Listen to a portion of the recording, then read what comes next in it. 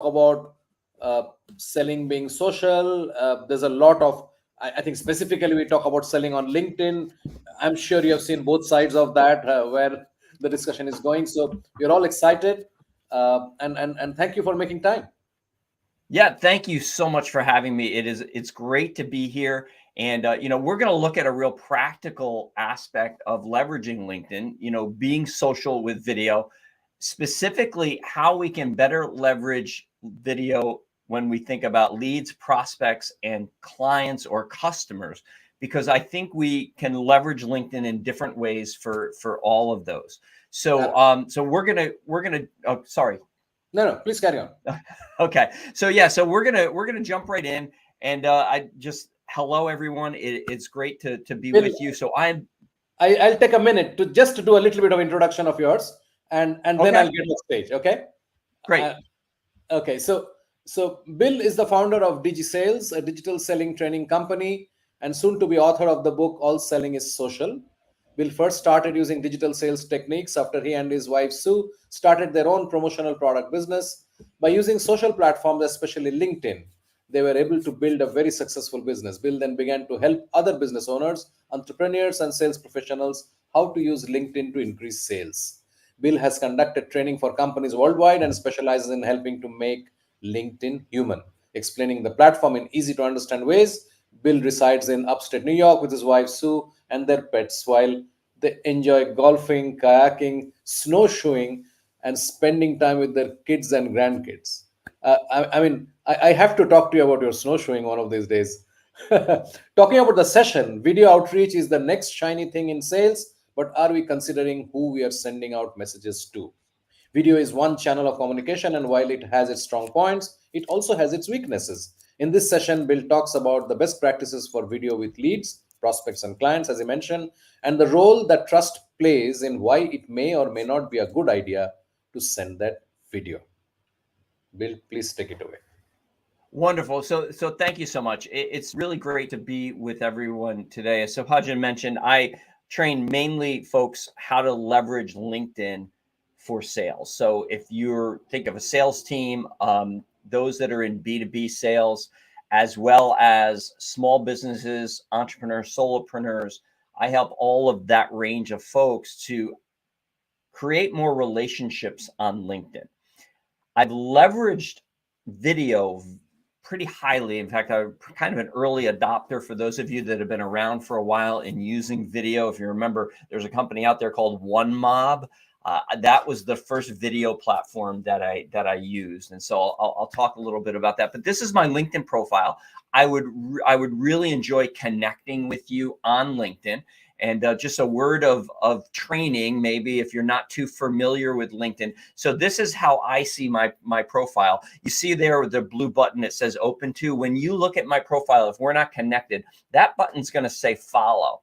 And so if you follow me, that's great. But if you want to connect with me and be part of my network, if you jump over all the way to the right to the more button and click that, and the drop down, it'll say connect, click connect. And when it says send a personal note, please send me a personal note telling me that you heard me here at the Video Prospecting Summit. I'll be sure to connect with you, but would really enjoy connecting with you on LinkedIn. So my journey in sales kind of started again in 2013 when my wife and I started our own print promotional products company.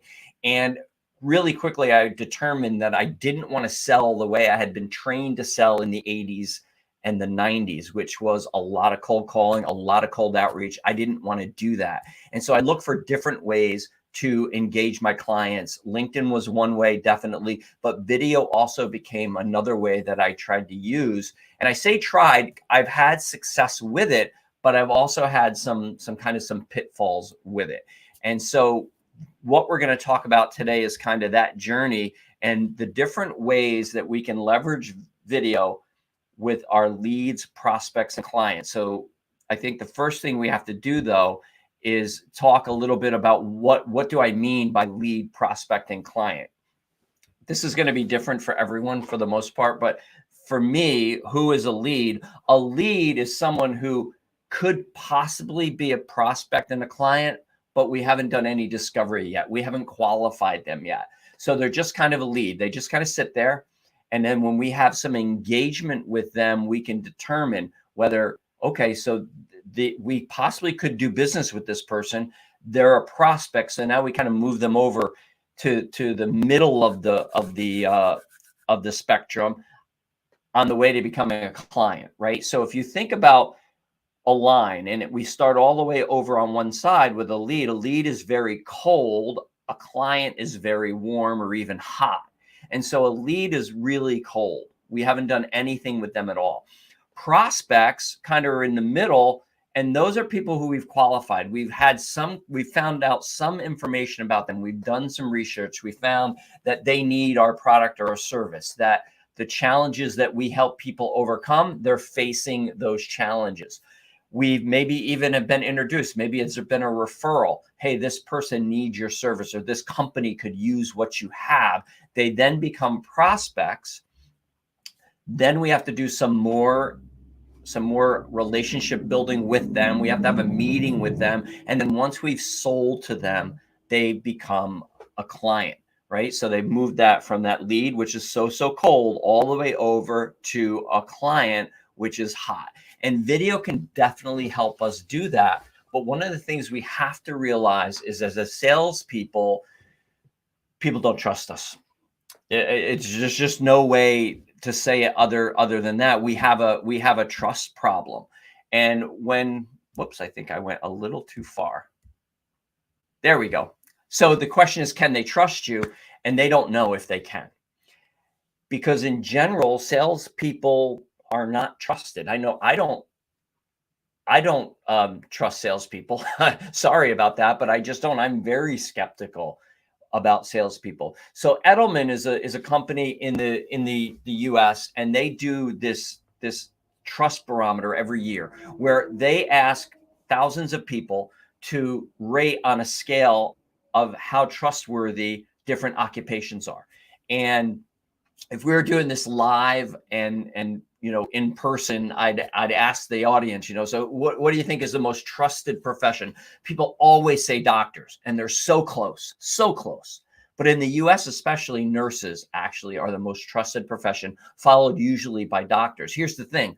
Salespeople are always at the bottom of that barometer. They're right in the last few, and we're keeping company down there at the bottom of the trust scale with people like politicians and with lawyers. In fact, for a couple of years, salespeople actually ranked lower than lawyers in trust, which is just crazy. But it just goes to show you the challenge we have in developing trust with clients. I remember seeing one study from HubSpot where only 3% of clients said they actually trusted their salespeople. We've got to do a better job. Video can definitely help with that, but it can actually also hurt with that. Because when you combine this distrust with the idea that a lot of email there are phishing scams, right? So there are links that you're not supposed to click. And most cybersecurity people within companies will tell their employees, don't click any links. I remember talking to one cybersecurity guy who said the most dangerous thing in any office is the index finger of an employee that's going to click on a mouse, that's going to click on a link, that's going to infect the whole system. Right. So we have to realize that when we're using video outreach, this can be a little problematic because many times we're sending links for people to click on to view a video. And so this kind of compounds this trust issue that we have. And one of the points I skipped there was how people see us as salespeople. We say that we want to help, and I do that in quotes. We want to help. And what people really see that is, yeah, you want to help get my money. You want to help me sign a contract. You want to help me to buy what you're selling.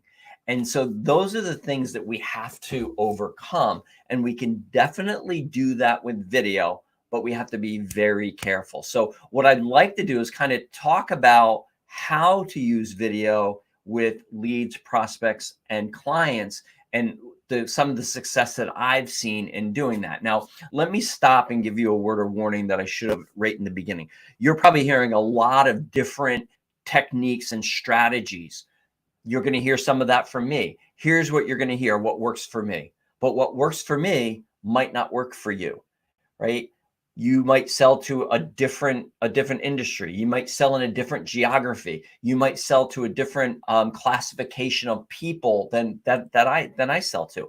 And so take what I'm giving you, test it and try it for yourself and see what works for you, because that's a real important thing. So Subhajan mentioned I'm writing a book called All Selling is Social right there. It's in my back banner. And it's all under the idea that there's so many different sales methodologies. There's no one that works all the time. And there's a social element to each one of them. And that's what we want to keep in mind as we're moving through this. And we're talking about how we can leverage video for leads, prospects, and clients. So how about leads? So remember, we said leads are all the way over here on the left-hand side. They're way over on the cold side. This is real cold outreach. These people don't know you. Very rarely do they know you. And so they're going to be very skeptical of you. So here's the question I would ask of you. When's the last time that you received an email or a LinkedIn message or a message on one of the other social platforms that had a link to a video that somebody created for you and you clicked on it and watched it? I can tell you when the last time I did it was, because I didn't. There is no last time. I don't click links that I don't recognize. Even if it's a Loom video, and I use Loom as my video outreach, but I've never seen anything that's compelled me enough to click on the link from somebody who's reaching out to me cold. So keep that in mind, that if you're using video for leads to try to warm them up, will they click on the link? If you are using video in that way and it's working for you, that's great. Here are a few tips. So first of all is don't do a really long video. Don't try to tell them everything about your company in one breath. I would keep it under a minute, actually, just introducing yourself and being very personable and telling them that you're looking forward to connecting with them in some way. Keep it service oriented. If you're going to tell them anything about you and how you can help them, do it in a way that shows your value and the service that you can provide in value context. And then again, avoid using links. I say go native. And what I mean by that is find a way to send a video natively, whether it's through a social channel. In fact, we're going to look at a way in a moment that on LinkedIn, if you're connected with someone, you can actually send a video message. But I would avoid using links because I don't think that they work. I don't think that people will click on links if they don't know you, if you haven't established some kind of a relationship with them. So this is using video with leads. And you see, I don't use video at all with leads. I want to qualify them and move them into the prospect category. And then from prospecting, then I can find a way that I can leverage video. So how do I leverage video with prospects? What I recognize is that video can bridge the trust gap. It can help to do that because now somebody can see my face, right? So you're seeing my face, you know a little bit about me. I'm not just this two-dimensional picture that was a split second in time that's on my LinkedIn profile, or maybe you see on my website, that's this perfect moment.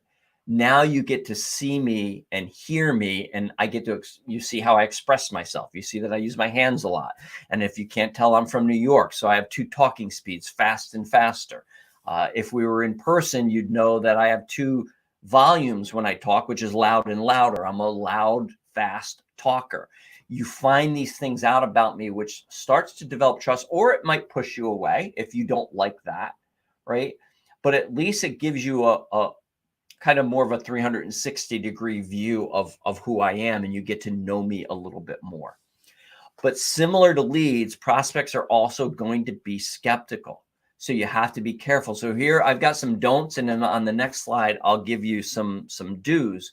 So some don'ts. Don't do a feature and benefit dump on them. And what do I mean by feature benefit dump? Don't send them a video that says, hey, George, I'm Bill from DigiSales, and we help companies, and this is what we do for them. And let me tell you everything about LinkedIn in 5 minutes, and talk so fast that you go away with your head spinning, or you just don't even listen to it because, well, I don't have 5 minutes to spare, right? So don't do a feature and benefit dump. Don't do a here's what's wrong with whatever video. So this is what I'm seeing a lot. They're either screen captures or they're actually screen shares. And I get usually about 1 or 2 a week of either web designers who want to tell me everything that's wrong with my website, SEO people that want to tell me either my website or my YouTube channel why I'm not getting the reach I'm supposed to get, or YouTube people, like people who train how to better establish your YouTube channel, telling me the things that are wrong with my YouTube channel. I don't think this works. If this does work for you, that's great. That's fantastic. But for me, if somebody wants to start a relationship off like a business relationship with telling me the things I'm doing wrong, that's a real negative to me.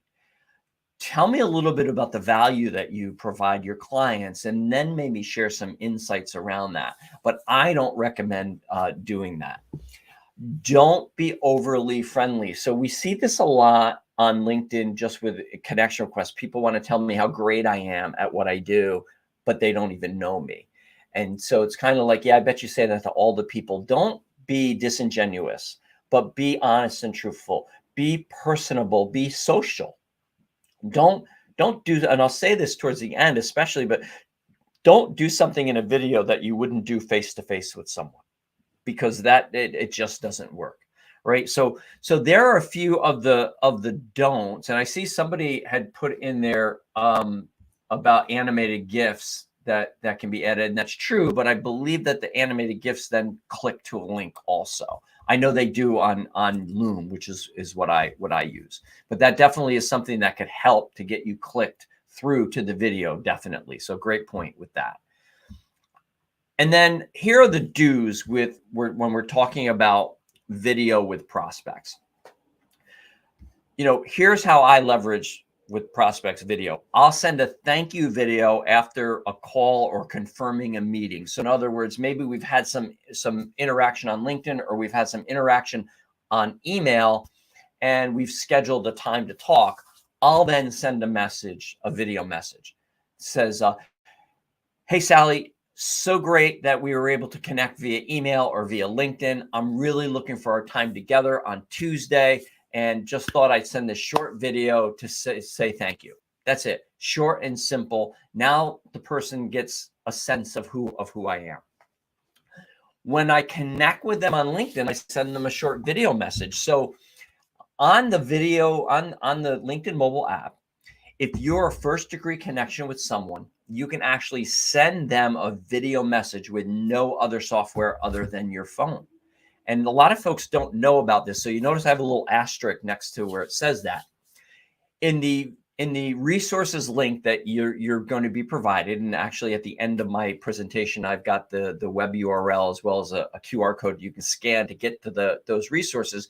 There's actually a how-to video, which is another way that I leverage video, is doing screen shares. I do a screen share and showing you how to send one of those messages. I not only use these with prospects, I also use them with clients. If I have a prospect I've sent something to and it seems like they're ghosting me, video messages on LinkedIn are a great way to kind of break that, because they don't get a lot of them, so they tend to answer them. So it's something that people will go, whoa, how'd you do that? So I definitely recommend this as a great way to follow up with someone after you've connected with them on LinkedIn. And then hopefully you're using video in your outreach, in your general posting, your content that you're creating, whether it's on Instagram, Facebook, TikTok, LinkedIn, whatever platform you're using. So I would leverage those videos also with prospects once you've had some meetings with them and they know what you do. It could look something like you have like with me, if I have a conversation with someone and they talk about how they're struggling to get traction with their LinkedIn company page, I might send them a training I did on company pages that's really short about a new feature, right? So what can you provide to them that they've been interested in? What kind of education? And then consider using videos in your proposal process. So I do this. If I propose something with you, what I'll do is on the call and you say, hey, I'm interested in this. What's it cost? I'm like, well, I can put together a proposal for you. That's great. Thanks. Then I'll say to the person, I'll put a proposal together. I'll have it to you by Monday, but let's schedule a meeting on Wednesday so that we can review it and we can follow up, right? So this gets away from the ghosting. I make them schedule that appointment. And then what I do is when I do the proposal, I then do a screen share of the proposal and I highlight important parts of that proposal for the person. That kind of mitigates the questions that are asked later. This has worked really well for me. And I've had many clients come back and say, wow, thanks so much for doing that. It really helped move the process along. Don't do a long video. I try to keep these videos under 5 minutes. Sometimes that's hard. It really depends on the length of the proposal. But then I only highlight areas that I know have been questions in the past from people. So this is probably the biggest way that I use video, and it's been very, very successful. So the very last part that we want to talk about is using video with clients. And understand that your clients are always your prospects. They never stop being your prospects. You know, it's kind of like if you have a spouse, you shouldn't stop dating your spouse once you're married.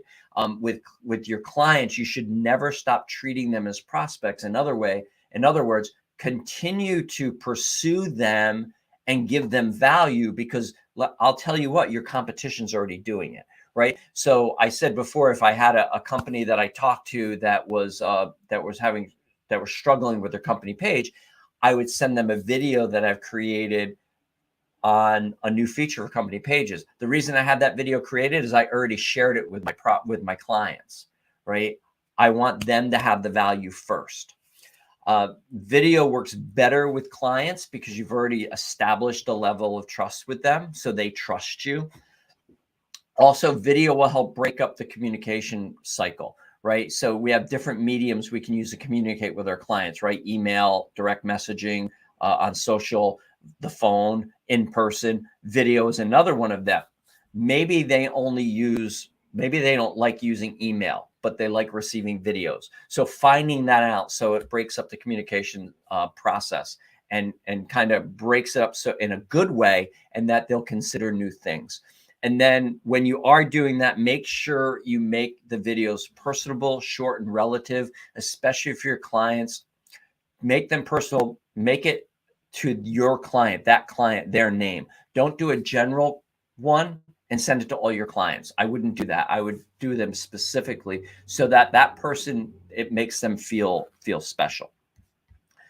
And then lastly, what you want to do is don't forget to be social. As I said, you know, I'm writing this book, All Selling is Social, and it's the idea that we have all these different sales methodologies, email and copywriting, and the phone and in-person meetings. I think I'm forgetting one. Oh, social, social selling, social selling, in-person meetings. Video is another one of those, but it doesn't work for every situation. And I liken it to playing golf.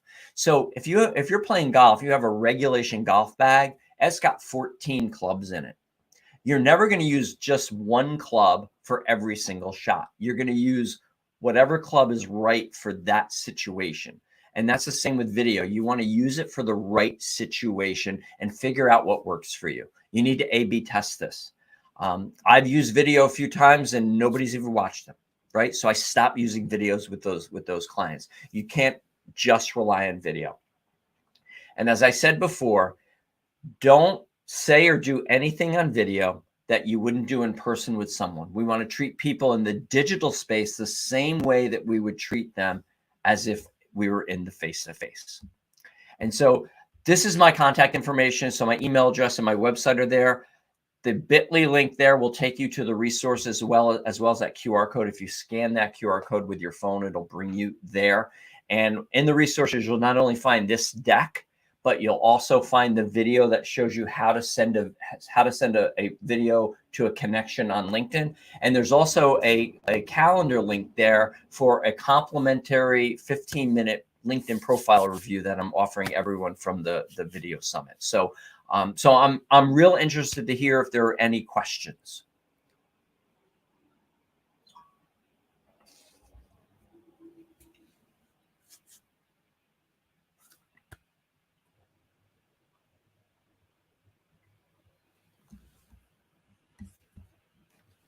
Thank you, Bill. That was a wonderful presentation. I think people are quite excited that you touched upon a lot of stuff which we talk about but don't get time to actually discuss, and we tend to treat all channels equally, right? So so unfortunately they're not the same, and as you rightly said, everything can't be treated with the same lens, looked at with the same lens, and thereby uh, done like again this mass outreach kind of bit, right? uh, so I'm while we wait for questions to come, there is one question which we saw being asked when people were signing up. What is the right kind of cadence in reaching out in LinkedIn? I mean, you have spoken about people, pitch slapping you the moment you accept a connection request. I think it has happened to everybody, uh, and with generic and very for personalization and all that. So, for you, from your perspective, what is the best way of doing that on LinkedIn? Yeah, so what I believe is that we have to warm up the relationship. So if I find someone that I'm interested in connecting with, they fit my ideal client profile, or I just see them as someone that I want to be connected with. I always say you have to find context to connect with them. Blind connections can work, but they don't always work. And so what I'll do is I'll visit their profile. All right. So that's a touch right there because they're going to get a notification that I viewed their profile. I'm going to look through content that they have to see if it's relevant and that I can authentically engage with it, whether it's giving it a like, but comments are really specifically the best way to do it. But many people might not have content to do that with.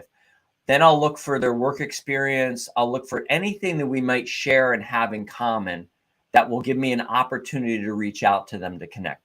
I'll follow them because, again, that'll be another touch. They'll get a notification that I followed them. And then if they follow me back, that gives me an opportunity to do it. What I'm looking for is an opportunity to start a conversation. And that's the connection request. That's the hi, how are you? I'm Bill. And so, but I want to do it in such a way that says, hi, Subhajan, I saw the post you did on video on LinkedIn, and it was a really great post. I'd like to see more of your posts. Take a look at my profile. If you think it makes sense, let's connect. That's kind of the cadence that I would use.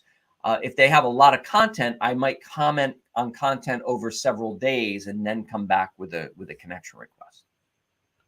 Right. And obviously, I mean, connection request is only the first step, and that doesn't mean you start selling him anything at all.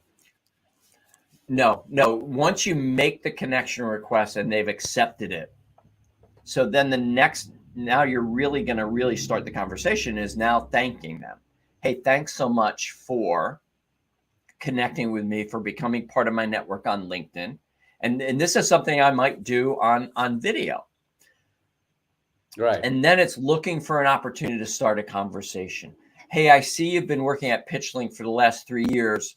What's the best thing about working there? Or at this time of year, what's really good to ask people is like I'll say to sales leaders is, I see you've been in sales for quite a long time. We're just coming to the end of 2023. I'm real curious, what's your biggest goal for 2024?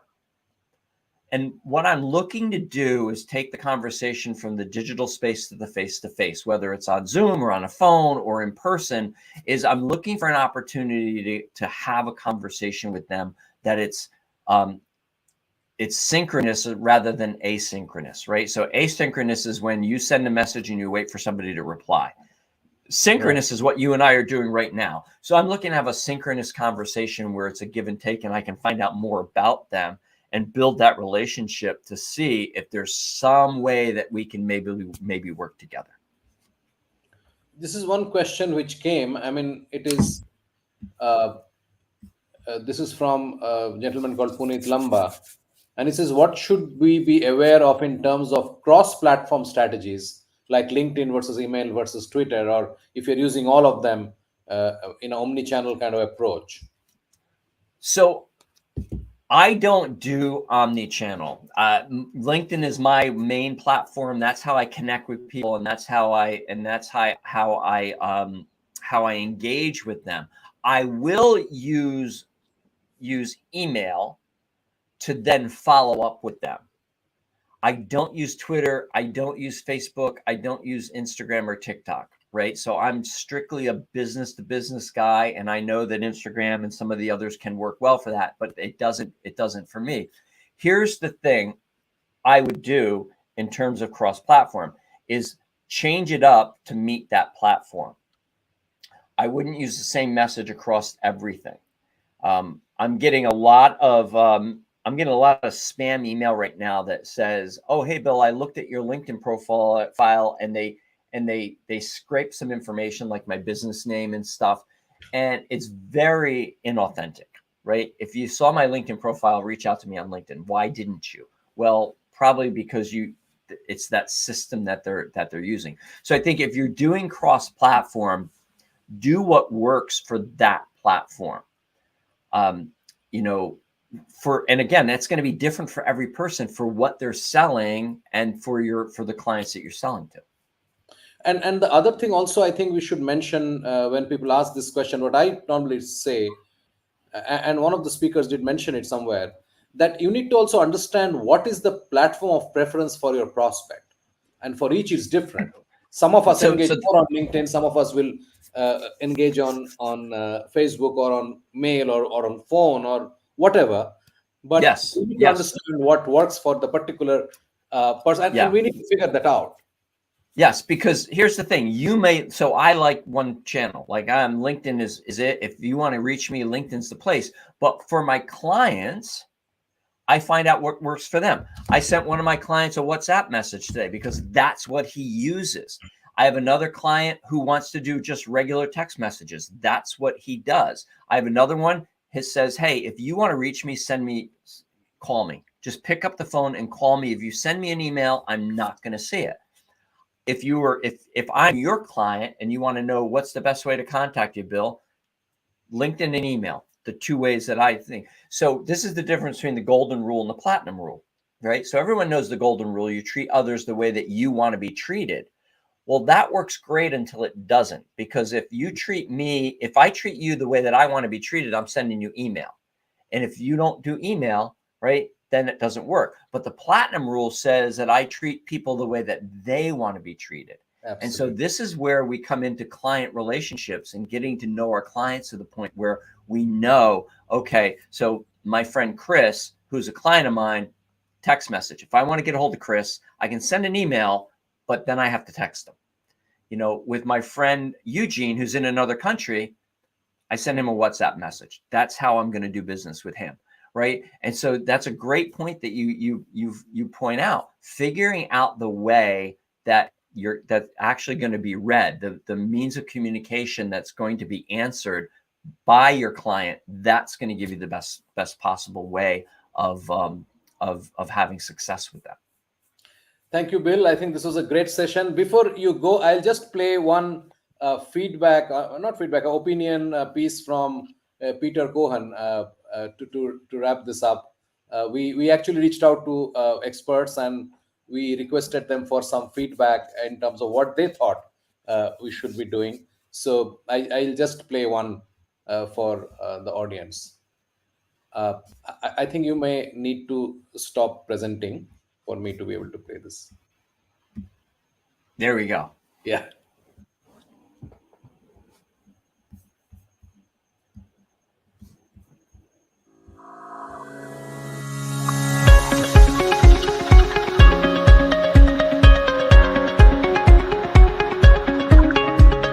The foremost experts and practitioners on video prospecting are coming together to present best practices, ideas, and insights at the PitchLink Video Prospecting Summit 2023.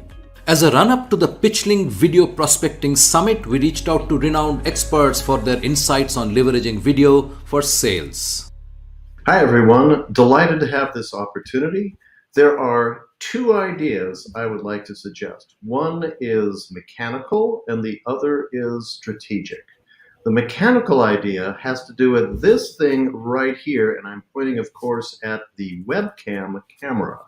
And those of you who learn to engage by looking at that camera will find they have an advantage over folks that are staring at something else that is not the prospect or the customer. So, mechanical idea, focus as if you were in a conversation directly with your prospect using the webcam as their eyes. Topic number 2, strategic idea.